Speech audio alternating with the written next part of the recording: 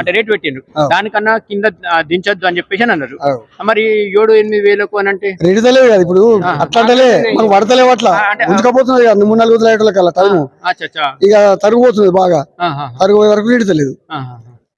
పచ్చి తీసుకొచ్చిండ్రు పచ్చి ఉందా పచ్చి అంటే పోతే 8 వదులు ఉంటాయి కుప్పలు కదా 4 వదులు ఉండే వరకు రోగం ఉందని పెడతలేరు.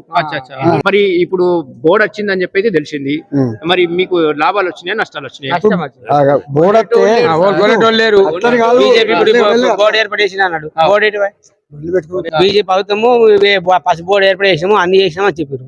ఎటువై పసుపు బోర్డు ఎటువై బోర్డు అంటే ఏం సార్ బోర్డు ఏర్పాటు చేసామంటాడు కదా. బోర్డు అంటే దాన్ని మేము పోయినసారి 18,000 అమ్మకపోయినాం.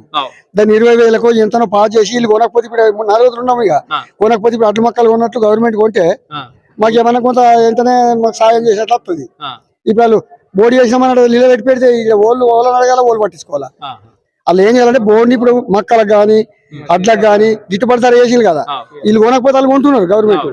ఇది అట్లనే సెంట్రల్ గవర్నమెంట్ సెలవు తీసుకొని మా స్టేట్ గవర్నమెంట్ కానీ ఇద్దరు అనుకుని మాకు వాళ్ళు కొంటే వీళ్ళు కొనకుంటే వాళ్ళు కొంటే ఏమైనా రైతులు బతకగలుగుతారు. లేకుంటే మాకు ఏం నిండితే ఇట్లా అయితే ఇప్పుడు వాళ్ళని అడిగే బతుకులు ఏం కదా మెల్లగా అన్నిటి కానీ ఇప్పుడు ఏం చెప్తాం మేము ఇప్పుడు వాళ్ళని ఏం అడగాలి వాళ్ళని అడగాలి.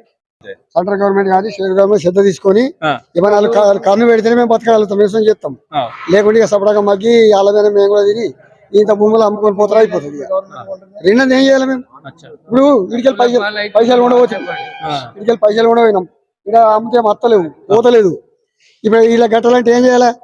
ఇప్పుడు మాకు తింటట్లేదు పెట్టుబడికి ఏమో లేకుండా అయిపోయాయి. ఇదే పరిస్థితి కొనసాగితే మాత్రము మేము అసలు రైతు అంటే రైతు అనేవాడు కనిపించడు. తర్వాత ఇంకేందంటే రైతు అసలు వ్యవసాయం చేసి కూడా వేస్ట్ పండించే పంటకు గిట్టుబాటు ధర రానందుకు మేము కష్టం చేస్తున్నాము వస్తున్నాము పంట పండించి ఏదో ఒక రకంగా తీసుకొని వస్తున్నాం. కానీ ఇక్కడికి వచ్చిన తర్వాత మాత్రం పట్టించుకునే నాదుడు లేడు. మరి రేటు కూడా వస్తలేదు.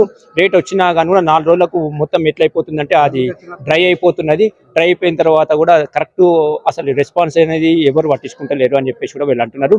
మాకు బోర్డు ముఖ్యమా అది ముఖ్యమా అని ఏది మాకు ముఖ్యం కాదు. ఫస్ట్ మాకు ఏంటంటే మాకు లాభాలు మాకు పండించిన పంటకు మాకు గిట్టుబాటు ధర రావాలా తప్పించి మాకు మాత్రం ఖచ్చితంగా ఒక రేట్ అనేది ఫిక్స్ చేసి ఆ రేటును రైతు ఏదైతే వ్యాపారులు కొనకుంటే డైరెక్ట్ గవర్నమెంట్ అది సెంట్రల్ కానీ స్టేట్ కానీ కొంటే మాకు అదే సంతోషం అని చెప్పేసి రైతులు అయితే చెప్తున్నారు.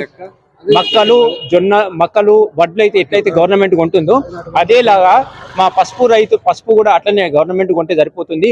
మాకు దేనితో సంబంధం లేదని చెప్పేసి అంటున్నారు. అయితే బాల్కొండ నియోజకవర్గం నుంచి మెండోరా మండలం నుంచి వచ్చిండ్రు రైతులైతే. మరి రైతులను అడిగి తెలుసుకునే ప్రయత్నం చేద్దాము. మరి అన్న చెప్పండి మీ పేరు చెప్పండి. మిట్టపల్లి